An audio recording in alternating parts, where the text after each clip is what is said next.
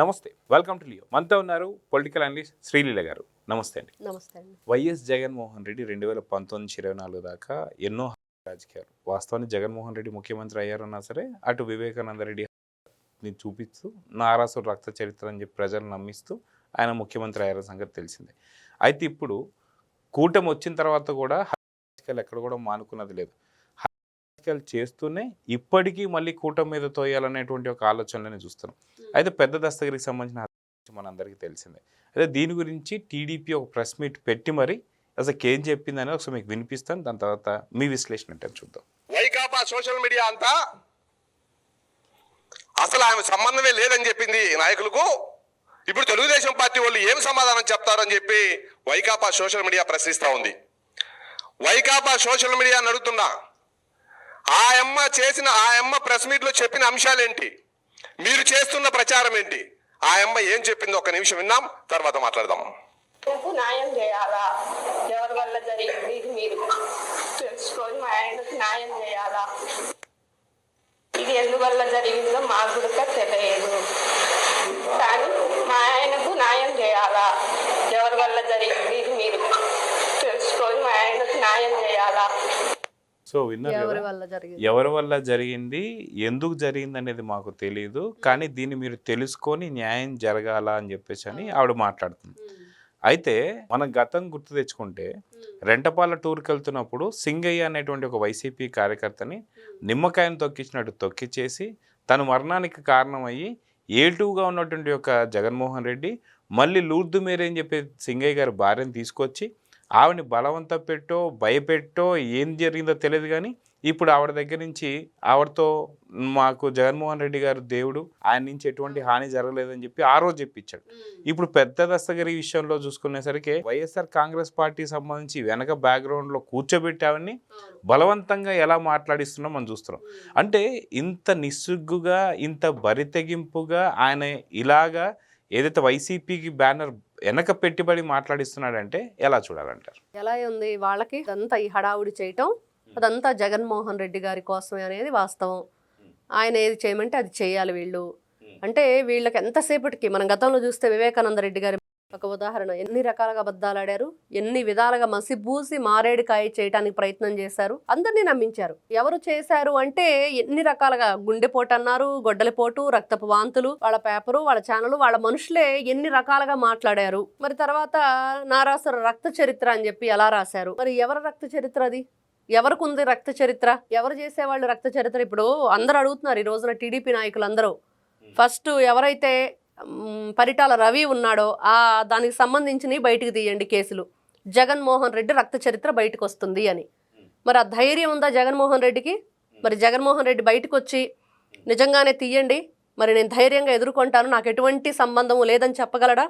అంటే గతంలో కూడా మీరు ఇందాక అన్నట్టుగా పరిటాల రవి గారి సంబంధించి అంత గొలుసుకట్టు మడ్డలు మనం చూసాం. అయితే అదే టైంలో ఎప్పుడైతే పోలీస్ డిపార్ట్మెంట్ విచారణ చేయాలని చెప్పి అనుకుందో, అప్పుడు జగన్మోహన్ రెడ్డి విచారిస్తున్న టైంలో రాజశేఖర రెడ్డి గారు ముఖ్యమంత్రిగా ఉన్నారు. ఆయన ఉన్నారు కాబట్టి అప్పుడే ఆయన బతికి బట్టగట్టారు, అప్పుడు జైలుకి వెళ్లకుండా వచ్చేసారని చెప్పి కొన్ని ఆరోపణలు అయితే వినిపిస్తూ వస్తున్నాయి.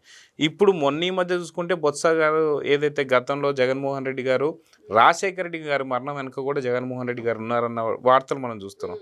ఇప్పుడు దస్తగిరి కావచ్చు, ఇలాంటివన్నీ వివేక కావచ్చు, ఇన్ని కేసుల్లో ఉంటూ కూడా ఇంకా ఏదైతే మనం చూస్తున్నాం పెద్ద దస్తగిరి యొక్క భార్య ఇప్పుడు వైసీపీ పార్టీకి సంబంధించిన పార్టీ లోగో వెనక పెట్టుకొని మాట్లాడుతుందంటే గొంతు మీద కాలు వేసి మాట్లాడిస్తున్నారు అని అనిపించడం లేదా మీకు? ఖచ్చితంగా కత్తి గొడ్డలు అన్నీ పెట్టారు గొంతు మీద. ఈ రోజున చూస్తుంటే వాళ్ళ ఫ్యాన్ గుర్తుకున్న ఆ రెక్కలు తీసేసి ఈ కోడి కత్తి ఒకటి, గొడ్డలి గుర్తు ఒకటి ఇలా పెట్టేసి మనం చూస్తున్నాం. అన్ని సోషల్ మీడియాలో అదే కనిపిస్తుంది. ఇదేదో బాగుంది, వీళ్ళకి చాలా సూటబుల్గా ఉంది, వీళ్ళు గతంలో ఏ అరాచకాలు చేశారో వేటిని అడ్డం పెట్టుకొని ప్రజల్ని అమాయకులు చేసి వీళ్ళు ఇష్టానుసారంగా ఆటలాడారో మరి దాన్ని ఈ రోజున ఆ ప్రజలే చూపిస్తుంటే బాగుంది కదండి. ప్రజాస్వామ్యం బతికించుకుంటున్నారు ప్రజలే. ఇది మీ చరిత్ర, ఇది మీ నీచమైన చరిత్ర, ఇది మీ రక్త చరిత్ర, ఇది మీకు తల్లి, చెల్లి, తండ్రి, బాబాయ్ అనే ఎటువంటి రక్త సంబంధాలు లేకుండా వాళ్ళని రక్తంలో ఏ విధంగా మీరు రక్తపు మడుగుల్లో పడుకోబెట్టారో చూసాం. మరి అలాంటివి చూసిన తర్వాత మిమ్మల్ని ఏ విధంగా ప్రజలు మీరు మంచివారని ఈ రోజున చూస్తుంటేనే నారా చంద్రబాబు నాయుడు గారి బర్త్డే మొన్న జరిగినప్పుడు ఆయన సతీమణి భువనమ్మ గారు 76 లక్షల రూపాయలు ఇవ్వటం, అన్నా క్యాంటీన్లు ఓపెన్ చేయటం, భోజనాలు అందరికీ ఉచితంగా ఆ రోజున 3 పూటల. ఎవరైనా ఏ పని చేస్తున్నారంటే ఆ కూడి కోసమే, ఎవరైనా కూటి కోసం కోటి విద్యలు అన్నారు. ఇంకో దానికోసం అలా కనీసం బ్రతకటానికి ఆ 4 మెతుకులు దొరికితే చాలు అనుకునే పరిస్థితి. మరి అలాంటిది అన్నదానం చేస్తే ఎంత గొప్పగా ఉంది. మరి జగన్మోహన్ రెడ్డి బర్త్డేకి ఏం చేశారు? నిట్ట నిలువున పొట్టేళ్లు తలలు నరికేస్తే రక్తాభిషేకం చేశారు. మరి ఎవరిది రక్త చరిత్ర? ఎవరు రక్త చరిత్రని చూపించారు?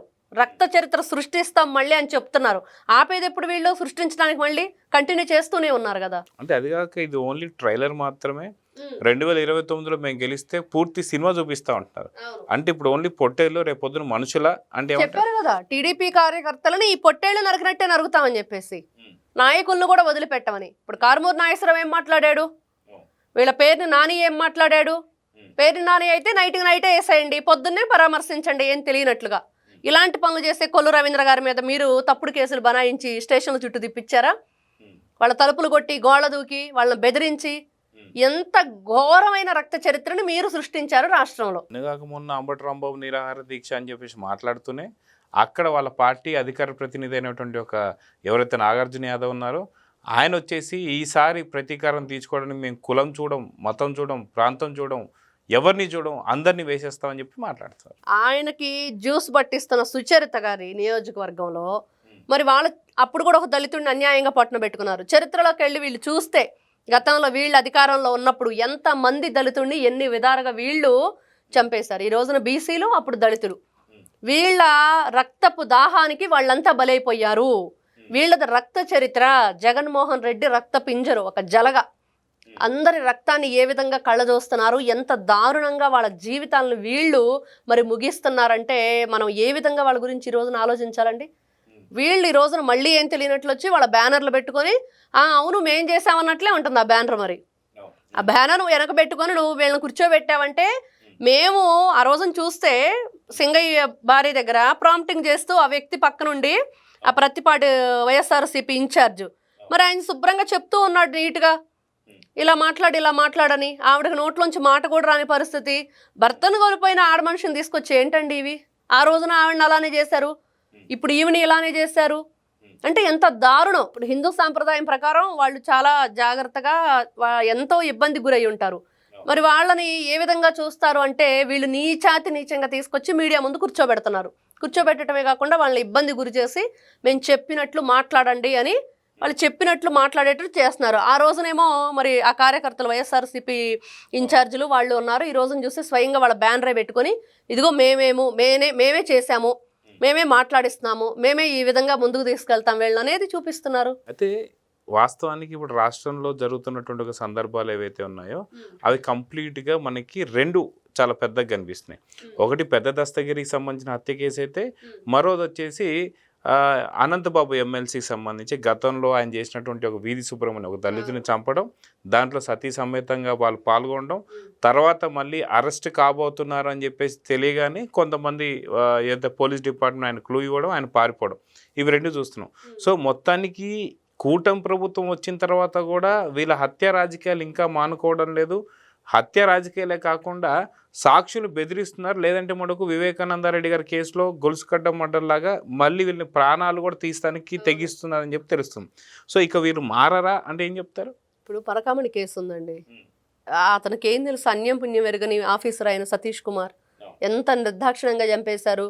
ఇంకా ఇవన్నీ బయటికి తీసి ఎవరి వల్ల ఇలా జరిగింది అవేవి వదిలిపెట్టకూడదు. ఖచ్చితంగా ఇట్లాంటి వ్యక్తుల్ని మరి సమాజానికి హాని తలపట్టేవాళ్ళు, ప్రజాస్వామ్యంలో క్రూర మృగాలు లాంటి వాళ్ళు వీళ్ళు. మరి ఇలాంటి వ్యక్తులు రక్తదాహానికి ఎంతమందిని బలి తీసుకుంటారు? వీళ్ళ ధనదాహాన్ని కప్పిపుచ్చుకునే ప్రయత్నంలో రక్తదాహం చేస్తున్నారు. మరి ఎంత ఇదిగా చూడాలండి. అక్కడేమో వాళ్ళు అన్నదానం చేస్తుంటే వీళ్ళు బలిదానాలు కోరుతున్నారు. ఎంతమంది బలిదానాలు వీళ్ళు కోరుతారు? వైఎస్ఆర్సీపీ పార్టీ అంటే బలిదానం అని ఈ రోజున ఒక కేర్ ఆఫ్ అడ్రస్ గా మారింది. ఏంటి, దేనికోసం ఇదంతా ఎందుకు చేస్తున్నారు అంటే ఎక్కడైనా సమాధానం ఉండిద్దా? అన్నా క్యాంటీన్లు ఇప్పుడు ఆ అంబటి రాంబాబు ఉన్నాడండి, అసలు పర్మిషన్ లేకుండానే పెట్టాడు అక్కడ. ఈ రోజున చూస్తుంటే అక్కడ బ్రిడ్జి నిర్మాణం కానివ్వండి, దానికి సంబంధించిన ట్రాఫిక్ అంతా కూడా మళ్లించడం కానివ్వండి, ఇరుకు రోడ్లు కానివ్వండి, గుంటూరులో ఎంత ఇబ్బందికరమైన పరిస్థితి ఆయనకు తెలియదా? నువ్వు 40 సంవత్సరాలు 30 సంవత్సరాలు రాజకీయ అనుభవం ఉందంటున్నావు, మంత్రి అంటున్నావు, ఎమ్మెల్యే అంటున్నావు, ఏం చేయడానికి నువ్వు? పర్మిషన్ లేకుండా పెట్టుకుంటే అంటే మేము వైఎస్ఆర్సీపీ వాళ్ళం, మాకు పర్మిషన్లతో పని లేదు, మేము ఇలానే విరుద్ధంగా చేస్తాం రూల్స్కి అనేది వాళ్ళు లిటరల్లీ చెప్తున్నారు ప్రతి ఒక్క విషయంలో. ఇది మా కేర్ ఆఫ్ అడ్రస్సు, మేము ఇలానే ఉంటాం, ఇలానే చేస్తాం, మా హడావుడి దేనికోసం అంటే అదిగో జగన్మోహన్ రెడ్డి కోసం అనేది వాళ్ళు ప్రతి ఒక్కటి కళ్ళకు కట్టినట్లు మనకు చూపిస్తున్నారు. అయితే ఇక్కడ మనం చూసుకుంటే వాస్తవానికి ఏమంటారు, ఫ్యాక్షన్ చేస్తున్నప్పుడు ప్రత్యర్థులు కావచ్చు, లేదా రాజకీయ ప్రత్యర్థులు కావచ్చు, వీళ్ళ మీద కక్ష తీర్చుకోవడం కానీ, లేదా వీళ్ళ పైన హత్యలు జరగడం కానీ, ఇవన్నీ గతంలో మనం చూసాం. అది మధ్యలో చాలా రోజులు మనకు కనిపించలే. మళ్ళీ రాజశేఖర రెడ్డి గారు రావడం, మళ్ళీ స్టార్ట్ అవ్వడం, అదేవిధంగా క్రిస్టియన్ మిషనరీస్ స్టార్ట్ అవ్వడం, ఇవన్నీ కూడా చూస్తూ వస్తున్నాం. ఇవన్నీ తీసి పక్కన పెడితే వైఎస్ జగన్మోహన్ రెడ్డి గారి వల్ల సొంత కుటుంబ సభ్యులు కూడా భయపడ్డాను ఎలా చూడాలి. అంటే తల్లి కావచ్చు, చెల్లి కావచ్చు, వీళ్ళని కూడా భయపెట్టేటువంటి ఒక రాజకీయాలు చేస్తున్నారంటే గతంలో వైఎస్ వివేకానంద రెడ్డి గారిని చూసాం.